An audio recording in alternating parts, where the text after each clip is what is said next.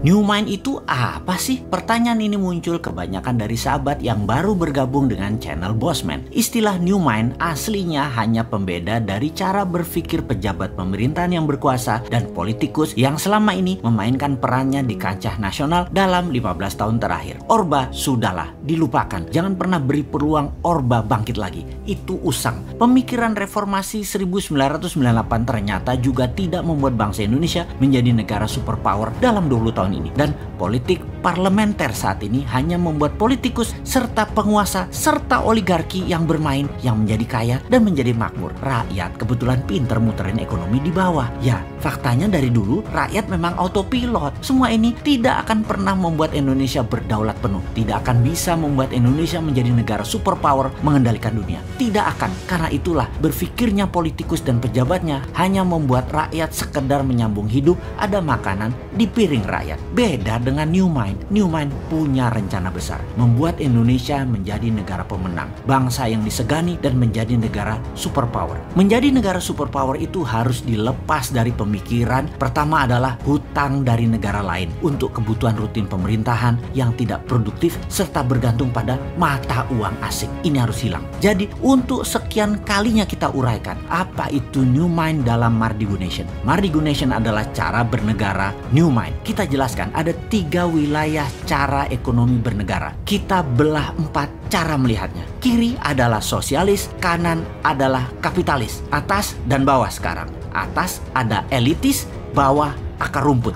Dibagi 4 ya. Dan dalam 3 wilayah ekonomi, kiri atas adalah sosialis elitis, kanan atas adalah kapitalis elitis. Lalu yang di bawah atau bottom of pyramid disebut akar rumput. Kaum New Mind menomorsatukan akar rumput, menomorsatukan bottom of pyramid, menomorsatukan buruh, menomorsatukan pebisnis UKM, menomorsatukan petani dan nelayan. Problem akar rumput yang paling mendasar adalah tidak melek keuangan dari accounting system, finance hingga payment system, pembiayaan dan peminjaman. Financial literacy-nya harus ditingkatkan, kesadaran kemakmurannya harus di-upgrade. New Mind itu melihat BUMN itu sebagai threat atau ancaman. Karena itulah BUMN kaum sosialis elitis. Karena kebijakan BUMN sering menekan UKM dan malah berkompetisi dengan UKM. Harusnya BUMN itu berkompetisi dengan korporasi besar asing dan pendapatnya harusnya terbanyak dalam mata uang asing terutama dolar. Itu harusnya BUMN banyak dapat dolar. Namun faktanya BUMN malah jago impor alias bukan pahlawan devisa. Penghasilannya rupiah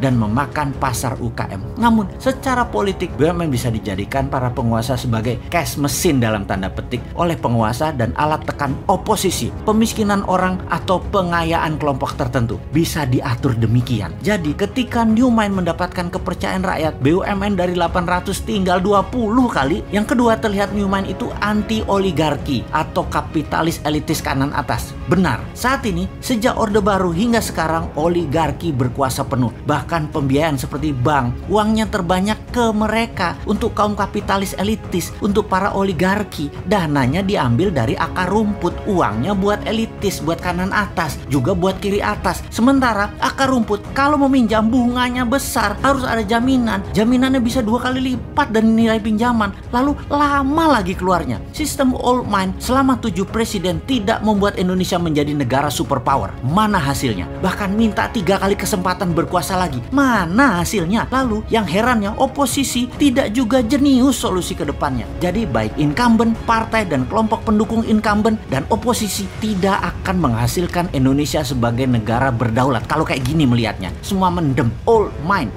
tidak akan paham perang dagang, perang ekonomi, perang biologi yang sedang dimainkan globalis dan dimainkan oleh non-state aktor tersebut. Kemudian climate warfare yang akan dimainkan globalis selanjutnya. Mana ngerti sampean. Juga sisi perang Tiongkok Amerika versi 2.0 yang baru lagi yang akan dimainkan, seperti harga komoditi dunia dimainkan. Old mind bakal gagap aja. New Mind harus ambil kesempatan di masa pemilihan raya ke depan, karena yakinlah, karena mereka semua tidak paham para old mind tersebut. Action old mind akan menambah hutang dari 6.000 triliun saat ini di akhir jabatan 2024 garansi 10.000 triliun garansi, nggak usah dianalisa itu mah, yang akan membelenggu Indonesia dalam jangka panjang. Untuk bayar hutang aja kita harus ngutang, bisa-bisa jadi fail state kalau gayanya begini, negara gagal kita. Anggap saja bunganya 5% setahun dalam dolar dolar lagi. Maka 6.000 triliun bunganya itu 300 triliun setahun. Bayangkan, bunganya aja sudah 20% APBN. Lalu pokoknya bagaimana membayarnya, wahai menteri terbaik di dunia versi negara peminjam hutangan? Jawab dong. Lalu apa yang terjadi kalau rupiah melemah 5% setahun? Itu nggak ngejar lo bayar utangnya. Jadi sebagai pemerakarsa New Mind, Mardi Gunasion seorang bosman fokus di dua hal sebagai bukti New Mind bukan teori. Pertama, pembiayaan UKM melalui urun dana, di mana Santara adalah perusahaan bosman yang akan membuktikan bahwa kekuatan akar rumput lah yang bisa membuat Indonesia berdaulat. Kemudian sistem pembayaran menggunakan platform dinaran, di mana rupiahnya anti inflasi dengan underlying